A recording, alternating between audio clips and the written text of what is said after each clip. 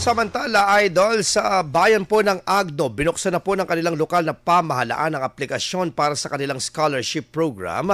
Ayot na ngayon nga po ay bukas na rin ito sa grade 7 na mga mag-aarala. Tatanggap po ng aplikasyon ng programa hanggang Hulyo 31 bilang bahagi ng layuning mapalawak ang bilang ng mga kabataang mabibigyan ng suporta sa edukasyon. Target ng programa na pataasin ang kabuuang 90 scholars kada taon ng bilang po ng mga benepisyaryo. Sa kasalukuyan, mayroong 16 na scholars sa grade 8, 15 sa grade 9 at 29 naman mula sa kolehiyo. Ngayong taon, 15 slots ang inilaan para sa mga kwalipikado naman na grade 7 students. Ang mga kwalifikasyon ay dapat naka-enroll sa isang accredited school ng DepEd sa Agno.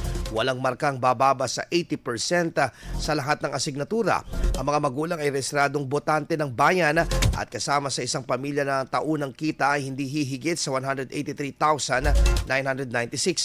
Ang mga dokumento naman na nire-require ay dapat may latest report card, birth certificate, application letter, voter certification ng mga magulang, sertipiko ng good moral character at katunayan na pagiging residente ng Agno at kabilang sa indigent family.